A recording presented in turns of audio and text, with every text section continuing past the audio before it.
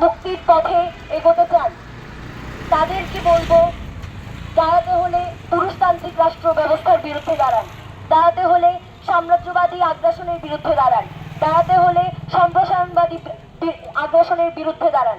তবে আমাদের আসল মুক্তি সম্ভব হবে। ধন্যবাদ। ছিল একটা বাচ্চা মেয়ে যে 8 বছরের শিশু, সে নিরাপদ কোথায়? সে গেছে তার বোনের বাড়িতে ঘুরতে, যেটা কিনা একটা বাড়ি। বোনের শ্বশুর যে কিনা তার বাবার মতো, তার কাছেও সে নিরাপদ না। বোনের দুলাভাই, বোনের শ্বশুর, তাদের কাছে তারা নিরাপদ থাকতে পারছে না। তাইলে আমাদের মেয়েরা আসলে নিরাপদ কোথায়? একটা বাচ্চা মেয়ে যে কিনা শহীদ মিনারে ফুল দেওয়ার জন্য 21শে ফেব্রুয়ারিতে সে ফুল কুড়াতে গিয়েছিল, যেখানে ফুল কুড়াতে যায় সেখানে এক বয়স্ক বৃদ্ধ লোক দ্বারা সে ধর্ষণ হয়েছে। তো আপনারা বুঝতেছেন আমাদের দেশের বর্তমানে কি অবস্থা। এছাড়াও তো দেখা যাচ্ছে যে রাস্তায় ভুট্টা খেতে লাশ, মাথা কাটা লাশ পাওয়া যাচ্ছে। এছাড়াও আপনারা এসব বিষয় যেহেতু খেয়াল করছেন, আপনারা আপনাদের ঘরে মা বোন সবার আছে, আমরা যে নিরাপদ, এটা আপনারা কি নিরাপত্তা দেওয়ার দায়িত্ব আপনাদের না, সমাজের না? অনন্তকাল যেন ধরে এই নিপীড়ন, নির্যাতন, অন্যায়, অবিচার, বিশেষ করে নারী শিশুদের প্রতি যে ধরনের সহিংসতা হচ্ছে, এটা দেখে আসছি। মনির স্যার বললেন উন্নত বিশ্বের কথা, তাহলে উন্নত বিশ্ব কিভাবে এই সমস্যাটা সমাধান করেছে? তারা কি এইভাবে ইস্যুভিত্তিক, যেটা শফিক স্যার বললেন, যে এভাবে কি তারা ইস্যুভিত্তিকভাবে খালি দাঁড়িয়েছেন এবং একটার পর একটা ইস্যুর জন্য তারা কোনো শহীদ মিনারে, কোনো রাস্তার ধারে কোথাও এরকম দাঁড়িয়ে প্রতিবাদ করেছেন এবং তারপরে সেটা বিচার হয়েছে কি হয়নি, এইভাবে কি তারা বিষয়টা সমাধান করেছেন? আমার মনে হয় না। তার মানে হচ্ছে যে এই 15 বছর হোক বা 50 বছর হোক, যে দীর্ঘমেয়াদী একটা মানে অন্যায়, অত্যাচার, নিপীড়ন বিশেষ করে নারী এবং শিশুদের প্রতি যেটা হয়ে আসছে, সেটা যদি আমরা দূর করতে চাই, সমাজের অন্যান্য অসঙ্গতি, তাহলে আসলে আমাদেরকে এইভাবে, এটা আমি লিখেওছি যে আসলে এইভাবে ইস্যুভিত্তিকভাবে দাঁড়ালে হবে না। আসলে বাংলাদেশ যদি একটা মোটামুটি সভ্য দেশ হতো, একটা যদি মোটামুটি উন্নত দেশ হতো, তাহলে এটা হতো যে একটা ইস্যু আসলো, সেটা বিচার হচ্ছে না, সেটার জন্য আমরা দাঁড়ালাম। কিন্তু দেখা যাচ্ছে যে এখানে বিশেষ করে ধরেন বিশ্ববিদ্যালয়গুলোতে যতগুলো হত্যাকাণ্ড হয়েছে, হ্যাঁ, সেগুলো কোনটার বিচার হয়েছে আপনারা বলেন? যে ধরনের ধর্ষণগুলো হচ্ছে, যে ধরনের অপরাধগুলো হচ্ছে, যে বিচারহীনতার সংস্কৃতির কথা মনীষ স্যার বললেন, সেই বিচারহীনতা তো রয়েই যাচ্ছে বছরের পর বছর, যুগের পর যুগ, দশকের পর দশক, শতকের পর শতক। হ্যাঁ, তো এখন এইটা যদি আপনি বদলাতে চান, তাহলে আসলে শুধু ইস্যুভিত্তিকভাবে আপনাকে দাঁড়ালে হবে না। আপনাকে যেটা করতে হবে, আমাদেরকে যেটা করতে হবে, সম্মিলিতভাবে পরিকল্পনা করে দীর্ঘমেয়াদীভাবে এটার জন্য লড়াই করতে হবে। এবং সেই জন্য আমাদের দরকার প্রতিটি পরিবারের কাছে যাওয়া, প্রতিটি পরিবারে যে একটা বৃক্ষ তৈরি হয়েছে বাংলাদেশে, সেটাকে ঠিক করা। এবং তার জন্য শিক্ষা সংস্কার, যেটা করা উচিত ছিল এই সরকারের প্রথম দিকে, কিন্তু দেখেন আপনারা যে শিক্ষা জাতির মেরুদণ্ড, সেই শিক্ষাটাই কিন্তু এই জাতিতে, সেই শিক্ষা সংস্কারই কিন্তু করা হলো না। নানান ধরনের সংস্কারের কথা আপনি বলছেন, কিন্তু সেই সংস্কারের যে গোড়া শিক্ষা, সেটার ব্যাপারে আমাদের কারো কোনো মাথা ব্যথা নাই। অথচ দেখেন রন্ধে রন্ধে যে পচনটা ধরেছে, আমাদের সমাজে যে পচনটা ধরেছে, যে মূল্যবোধের যে পচনটা ধরেছে, সেটা এই শিক্ষা এবং সংস্কৃতির যদি আপনি সংস্কার করতে না পারেন, যদি সম্মিলিতভাবে দাঁড়াতে না পারেন, তাহলে এটা হবে না। কারণ হচ্ছে আপনি দেখবেন যে এই পুরুষতান্ত্রিক সমাজ এটা করতে দেবে না। কারণ এই পুরুষতান্ত্রিক সমাজ শুধু এই দেশে না, গোটা বিশ্বেই আসলে এই পুরুষতান্ত্রিক সমাজ তার আধিপত্য কায়েম করে বসে আছে।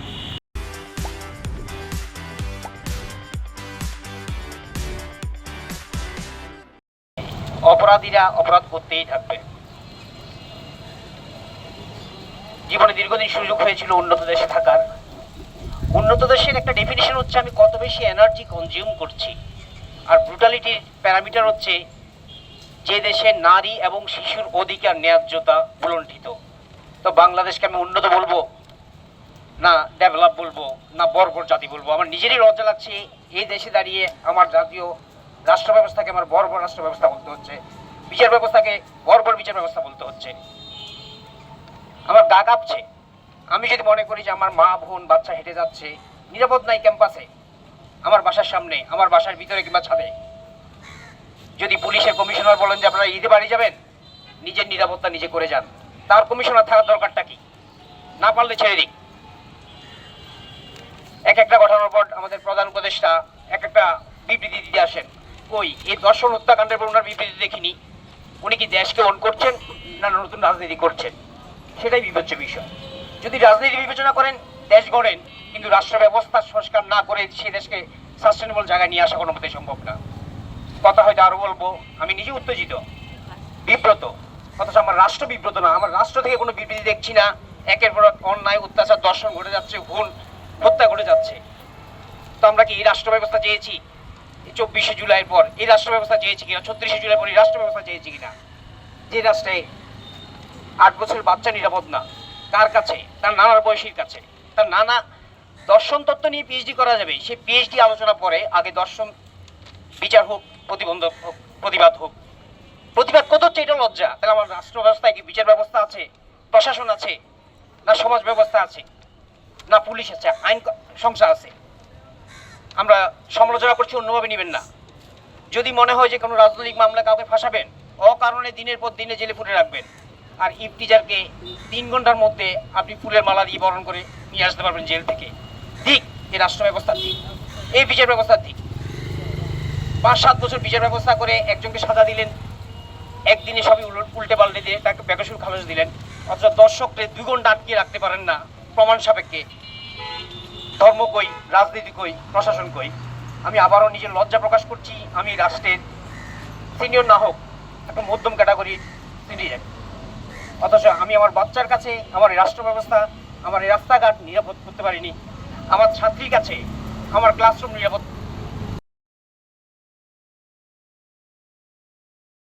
ছাত্রীকে যে ইফটিজিং করা সেটা আমরা ভুলে যাব। আমাদের ইউনিভার্সিটির যে 9টা মেয়েকে যেরকম করে অত্যাচার করা হলো সেটা আমরা ভুলে যাবো। কারণ কি, আমরা এমন এক জাতি, একটা ইস্যু আসবে 1 মাস 1.5 মাস পর আমরা আগে জিনিসটা ভুলে যাব। এই যে অবস্থা, এখান থেকে আমাদের মুক্তি কোথায়? তারপরে হবে কি, এই আসিয়া তার মা, তার বোন বা যারা আছে বিচারের জন্য এখানে ওখানে দাঁড়িয়ে ঘোরাঘুরি করবে। একটা পর্যায়ে দেখা যাবে যে কোনো না কোনোভাবে এই ধর্ষকদের সে মুক্তি পেয়ে যাবে। এটা আর কি এখন হচ্ছে তাদেরকে গ্রেপ্তার করা হচ্ছে, এইরকমই ট্রেন্ড দেখেছি এটা আর কি। এই ট্রেন্ডের তো কোনো ইয়ে নেই, তো সুরাহা হচ্ছে না। আমরা যে আশাটা যেটা করছিলাম যে আমার ম্যাডাম বললেন যে বিগত 15 বছর, 15 বছর কেন, স্বাধীনতার পর থেকেই তো দেখতেছি আমরা। ওই আমরা তো আমাদের নারীরা কোথাও নিরাপদ বলেন তো? আমাদের পরিবারে কি আমাদের নারীরা নিরাপদ? সেখানে কি তার আপনজন যারা তারা নির্যাতিত হচ্ছে না? একটা শিশু কি তার বাবা মা এবং আপন ভাই বোন ছাড়া কি তার কি কোথাও নিরাপত্তা আছে? আমাদের ছাত্রীদেরকে আমরা নিরাপত্তা দিতে পারছি না। 5ই মার্চ ঢাকা বিশ্ববিদ্যালয়ে যে ঘটনাটা ঘটে গিয়েছে সেটা আমাদেরকে আসলে চোখে আঙুল দিয়ে দেখিয়ে দিচ্ছে আমাদের বিশ্ববিদ্যালয় পর্যায়ে নারীরা কি পরিমাণ অনিরাপদ। শিক্ষার্থীরা, বিশেষ করে নারী শিক্ষার্থীদের নিরাপত্তা আমাদের রাষ্ট্র নিশ্চিত করতে পারে।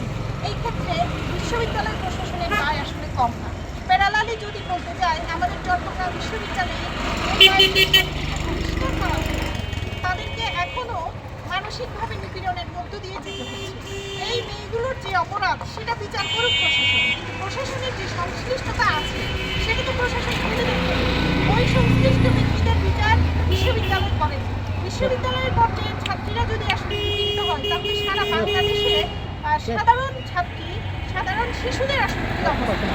এবং রাষ্ট্র এই জায়গাটুকু তৈরি করে দিচ্ছে। আমাদের প্রশাসন ছাত্রীদের ব্যাপারে আসলে আন্তরিকতা দেখাচ্ছে না।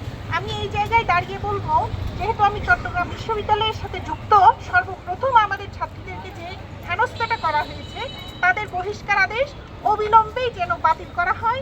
এবং এই জায়গায় দাঁড়িয়ে আমাদের ছাত্র শিক্ষকদের পক্ষ থেকে সম্মিলিতভাবে পুরো বাংলাদেশের সাথে আমি সংহতি জানাচ্ছি। পুরো বাংলাদেশকে নারীদের জন্য নিরাপদ করা হোক। বর্তমান সময়ে যে অস্থিতিশীল অবস্থা আছে, দ্রুত বিচার নিশ্চিত করার মাধ্যমে, আলাদা ট্রাইব্যুনাল গঠনের মাধ্যমে যাতে আসলে নারী এবং শিশুদের যৌন নিপীড়নের বিরুদ্ধে খুব দ্রুত ব্যবস্থা নেওয়া হয়।